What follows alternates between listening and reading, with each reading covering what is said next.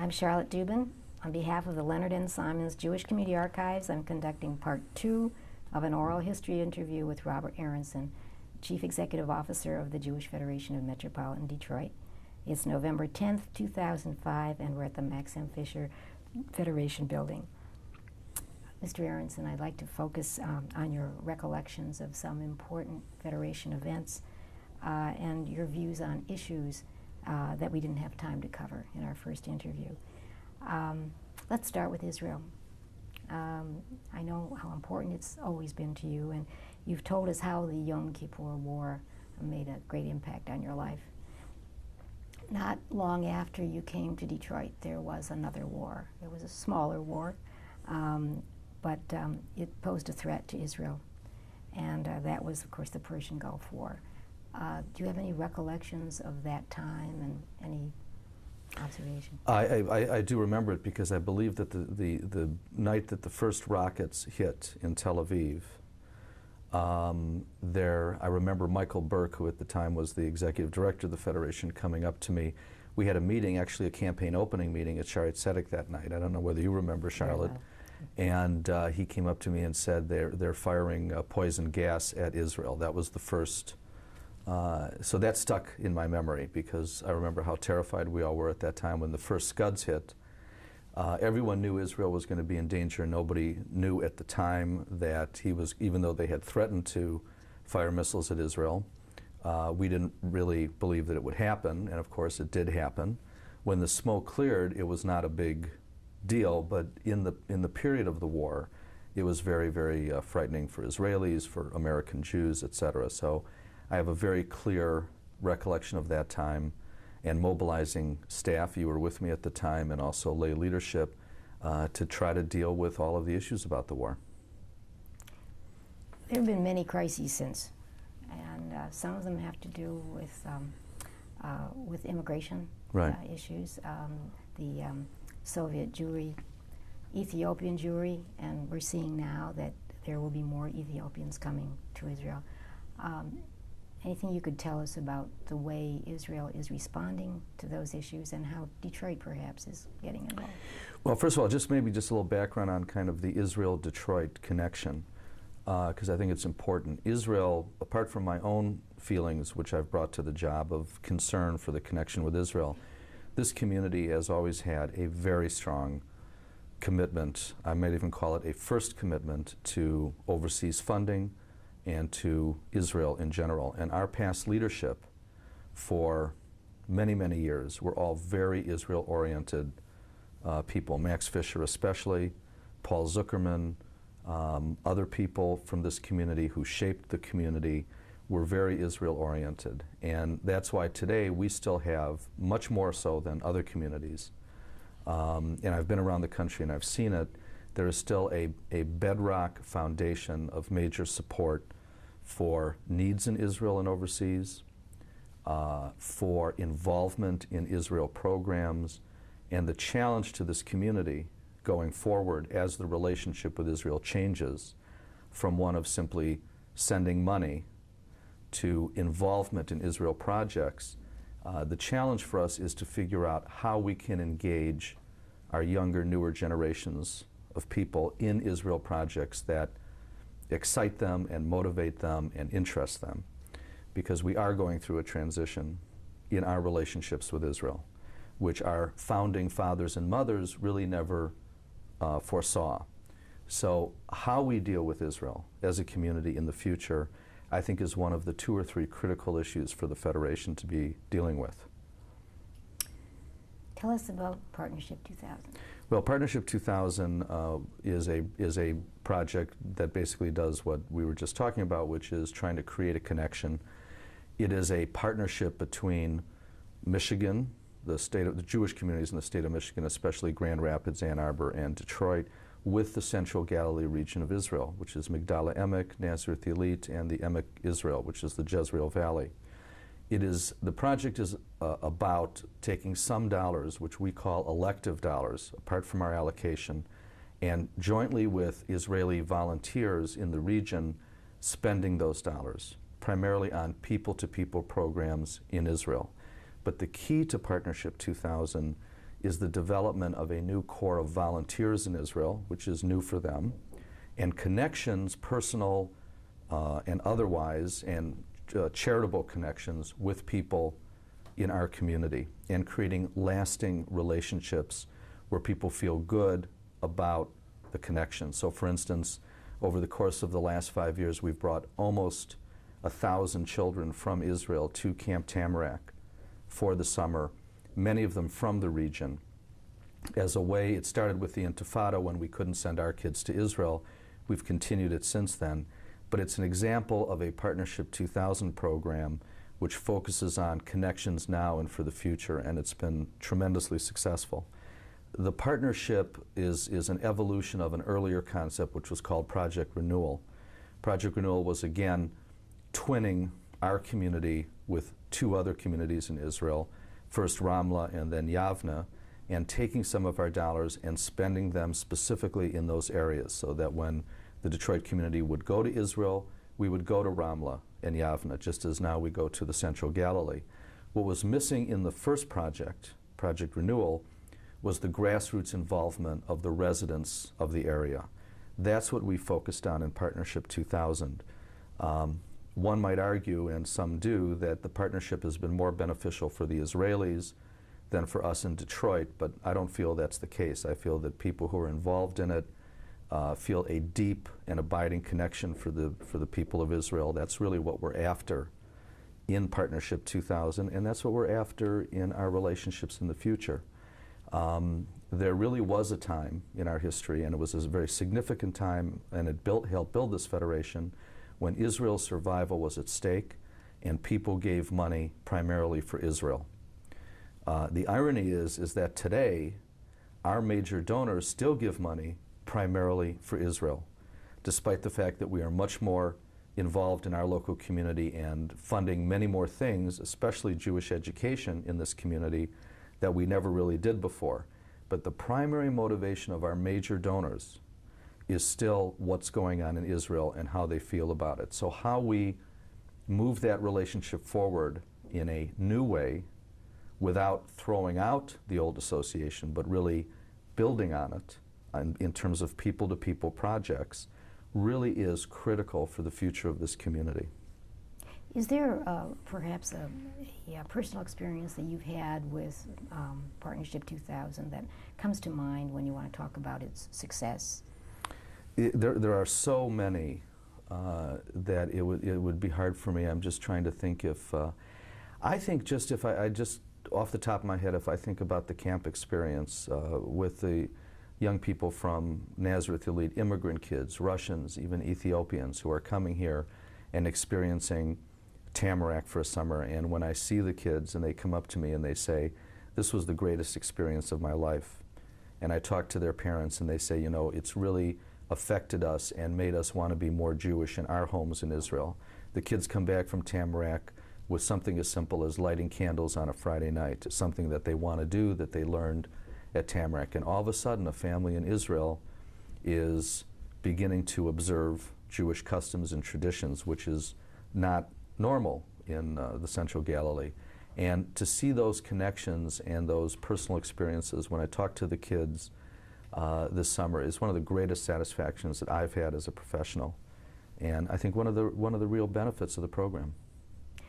What about the Ethiopian immigration? Has Israel responded well in your estimation? Well, the Ethiopian immigration has been problematic in Israel from the beginning. When the first Ethiopians came over in Operation Solomon, the integration of the Ethiopians was very difficult. They were put into caravans, mobile homes. The kids were taken away and put in Orthodox boarding schools.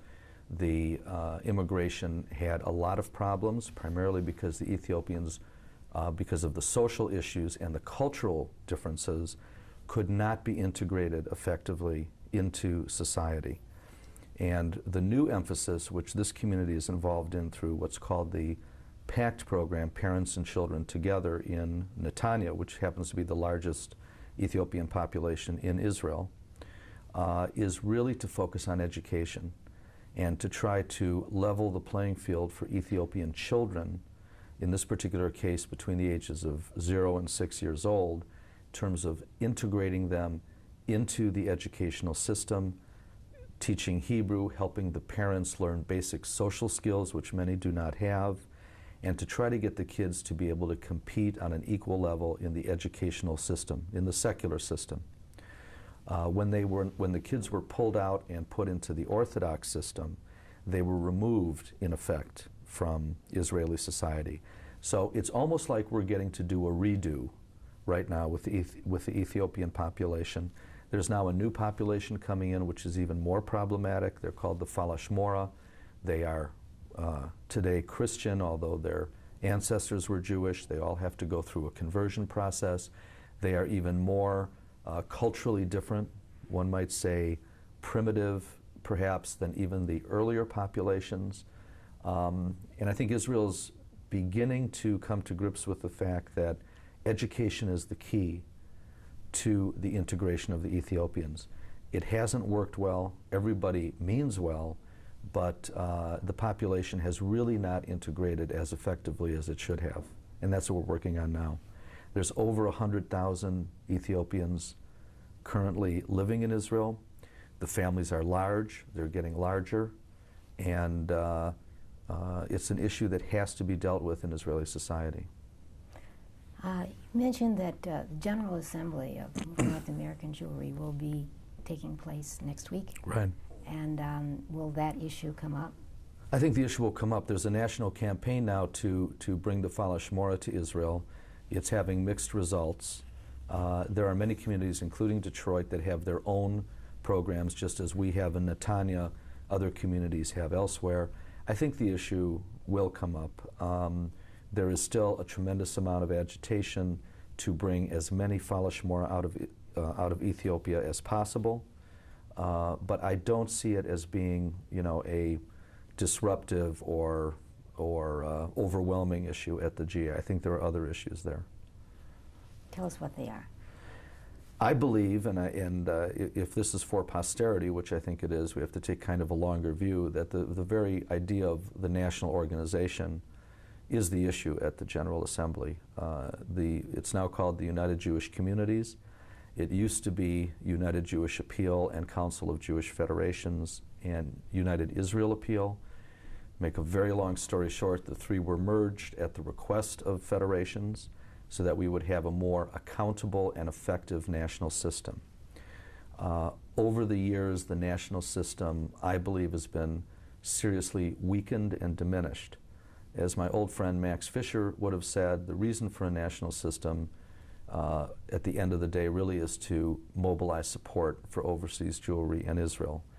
The allocations from communities to Israel have been going down dramatically. The creation of a national system has not stemmed the reduction in overseas dollars.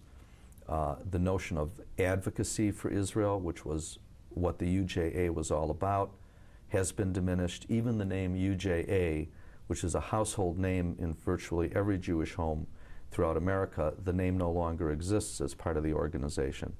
So I think the challenge for us as a federated system today, and certainly 5 and 10 and 20 years from now, is what kind of national system do we want? Do we still want a kind of a dominant, expensive national system that is going to speak on behalf of the federations and mobilize federations for collective action, such as the current Ethiopian campaign? Or are we going to have an organization which is more of a, for lack of a better word, a trade association, which will bring us together but not have a strong central presence? That's the issue before us right now. And I believe that we are probably moving away from a expensive, strong, central American Jewish Federation organization, and we're going to be moving more towards individual community action. I believe that's the trend. I believe that's really the core issue facing the UJC today. In the past, because of the issues that have come before American Jewry, there has been a central spokes organization. Right. Will that be diminished if you I have always felt, perhaps unpopularly, that United Jewish Communities, or whatever our national organization is, does not have to speak for us on most issues. We don't need resolutions calling for the end of suicide bombing in Iraq or in Israel, for that matter. There are other Jewish organizations that are spokesperson organizations. You have the Conference of Presidents, you have ADL. Every Jewish organization speaks out and says it speaks out for American Jewry on all issues. I don't see that as the role of the United Jewish Communities. I see it as a mobilizing role, bringing the federations together where there are crises and challenges that transcend individual communities.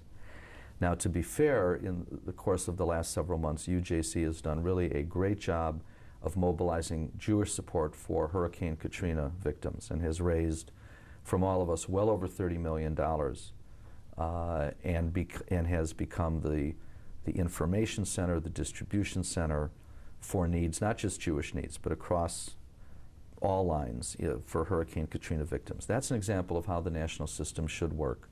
But it should be working that way even when there isn't an emergency, and that is not what's happening today. The trend today in federations is to individual decisions in communities to do things that that community feels is important. Communities are no longer allocating 40 or 50% of their overseas dollars through UJC to the Jewish Agency and the Joint Distribution Committee. That's a thing of the past. Communities are taking their own money and spending it on their own projects and dealing with their own concerns. Communities are acting much more locally, especially as the Israel agenda and the notion of Israel's survival becomes less significant. So communities are making their own decisions. And that's a phenomenon, and that's a new trend which I believe is going to continue and grow. Well, it's a great segue into local issues. You've faced a number of challenges over the past number of years, and I thought maybe you could just give us a few recollections. Jewish Home for Aged. That was a disaster. That was one of our challenges, as you call them, over the last number of years. And we continue to have those challenges because, just as kind of to put this in context, our federation in this community is the place of last resort when something goes wrong in an agency. It becomes the federation's problem, not the agency's problem. We understand that, we embrace that, and we have to be prepared to deal with it, as we did in the case of the home. In the case of the Home for the Aged, it was an example of a change that we were not ready for or able to cope with. And that was that as people became older and sicker, it became harder for us to run facilities, chronic care facilities for the elderly, in a proper way. We didn't have the expertise, and I'm talking now about the home. We didn't have the focus on the issue of patient care and what was involved in it. We didn't have the staff that could deal with it. And to make a very long story short, two of our facilities, Borman Hall and also Prentice Manor at the time, received very bad reports for patient care. And for a while, we were in danger of even losing reimbursement from the federal government. And at that point, we basically fired the board, which is the first and only time in my history when I've ever had to do that, put an expert group in place, brought in an outside firm to run the facilities, and ended up privatizing our chronic care, the Home for the Aged care, with a company which now runs the facility out at the campus, out at the Applebaum campus. The Home for the Aged as an agency remained intact and still has a facility. The Jewish Federation Apartments, which is what I still call them, even though now I think they're called Jewish Apartments and Services, but and Fleischman Residence. And Fleischman Residence is still part of the home. They are still operating. The challenge for us now is non-institutional care for the elderly, as we have a greater population that needs care because they're aging in place. But at the time of the crisis, we were shelling out probably for a while almost $1 million a month trying to get the problem under control until such time as we could sell Borman and also Prentice Manor and move to a different kind of care. We now have two facilities, the Danto facility and also Menorah House in the Oak Park area. Both have excellent care. Both are run by a company that knows what it's doing, and I think that we got out at just the right time, and I think other communities will face that issue as well. I will say that in terms of decision making, when you face a crisis in an agency and you have to make a decision as a federation and a foundation, it's very problematic, because crisis sometimes calls for fast action and quick intervention. Our process as a community does not lend itself to that. We have to take soundings and get input from virtually hundreds of different people who have different stakes in the issue. We have to have special meetings, special committees, board meetings at all different kinds of agencies. It's an exhausting experience when you're running a community to try to deal with a crisis. And that, for me, was probably the biggest single agency crisis that we faced, because the people involved, we couldn't move, we couldn't ignore. It wasn't like a crisis at the JCC, which we've dealt with also consistently for 20 years. When you're dealing with a crisis involving elderly people who are confined to bed, who are in trouble, we have an obligation to them. We couldn't walk away from it. So it made the crisis quite difficult and hard to deal with. And the ultimate answer, unfortunately, was to do away with the boards that had a not-for-profit attitude towards patient care and get in touch with a more business-like approach to dealing with the issue. How did you handle Sinai Hospital closing? The closing of Sinai Hospital was another big one, primarily because of the history and everybody in this community. People in Detroit, God bless them, our Jewish community, are very aware of and involved in their history. So when you change an institution, you have to deal with the history. Sinai had a great history. Many of our major families were involved with it. It had long ago ceased to be necessary as a Jewish institution. But convincing the leadership of the hospital that they had to look for an opportunity to sell and to get out, in effect, to get out of the hospital business in the city of Detroit, which was a complete non-starter, was again a difficult, mostly behind-the-scenes project.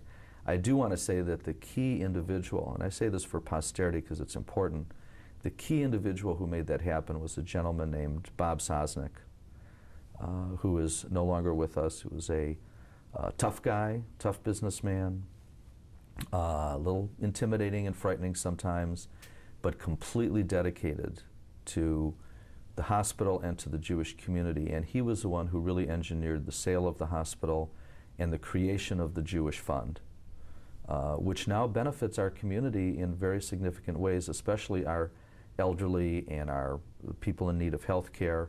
And the Jewish Fund really was the legacy of Sinai Hospital, and specifically, I must say, Bob Sosnick's legacy to this community. And if we had attempted to do it even 6 months or a year later to sell the hospital, we would have been out of luck. It was a moment in time that we grasped, and thanks to him, we have the Jewish Fund today. Well, you're on a roll, so how about the Jewish Community Center? Jewish Community Center. The Jewish Community Center has a long and illustrious history, as you know, going back many years. We've moved the Jewish Community Center more than a few times, with complete facilities going from one place to another, rebuilding buildings. We've been a very building-oriented community.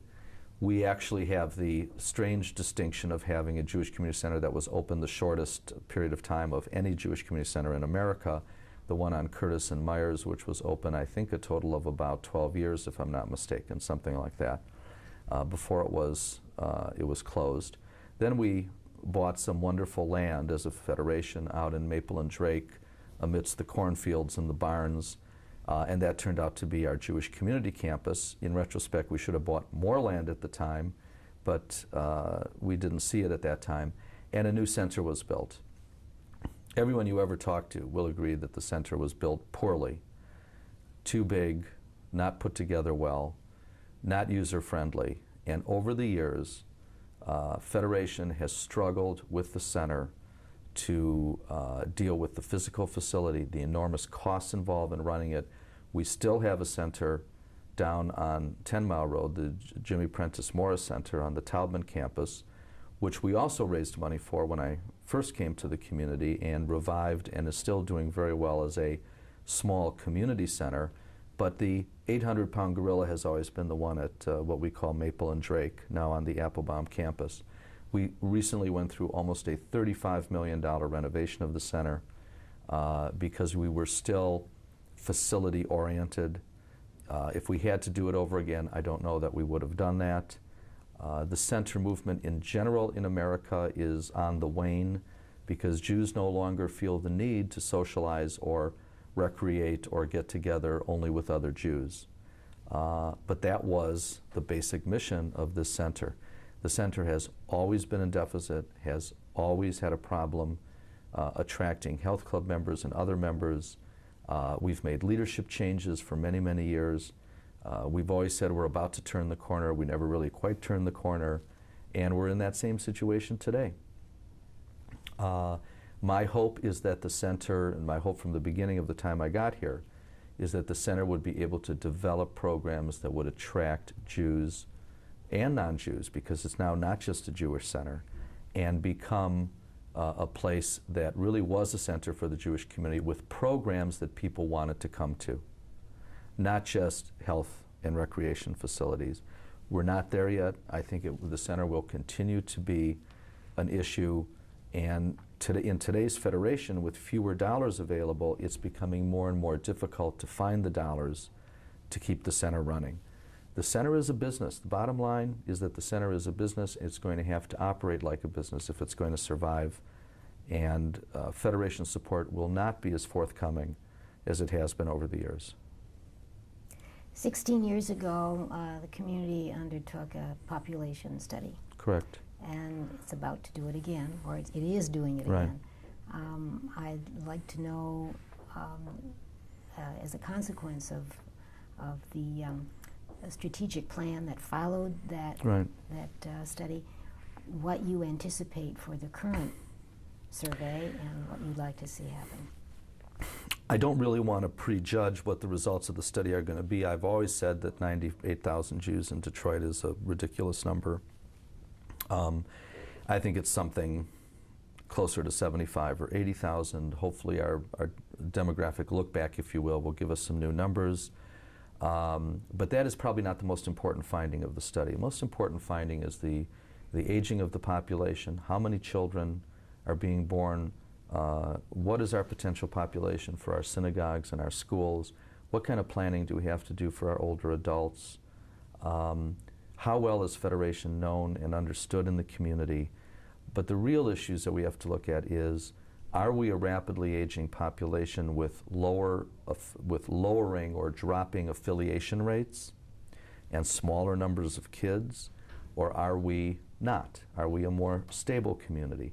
So I think that that's really what I want to find out, is what's happening to affiliation numbers with synagogue, with giving to community, with Jewish observance. What's going to be happening 10 and 20 years from now? What kind of populations of children are we going to see coming into our schools? Those are the issues that we really, those are the numbers and the information that we really have to have in order to do effective community planning. The issue of how many Jews live in Detroit is really not the critical issue. The neighborhood project was one, I believe, one outcome of the Mm-hmm. first study. Is that considered one of the highlights or one of the success stories of Federation, that you managed to stabilize a complete area? I absolutely think that one of the great unsung stories of the Federation of the last 25 years or even 30 years has been the stabilization of the Oak Park and Southfield neighborhoods. It's not total, it's not what we would like to see necessarily all the way. However, we now have stable populations. We have people who received low interest loans to buy homes. We have a wonderful, thriving Jewish campus. We have schools. We just built a new 18-room mikveh. indication of how the population has stabilized. Detroit was a community that abandoned its buildings and moved to the next place. The community moved, I think, in total almost 4 times since its creation, which is just unbelievable. So we made a stand in Oak Park and Southfield, and it's worked. And they're good neighborhoods, and they're desirable neighborhoods now, and I think Federation can be very proud of the neighborhood project, the rebuilding of JPM, and the other efforts that have been made in that area. I think it's been terrific, and it's great to go there. What vision do you have for this community? What would you like to see this community be? It's a good question. I think about it a lot.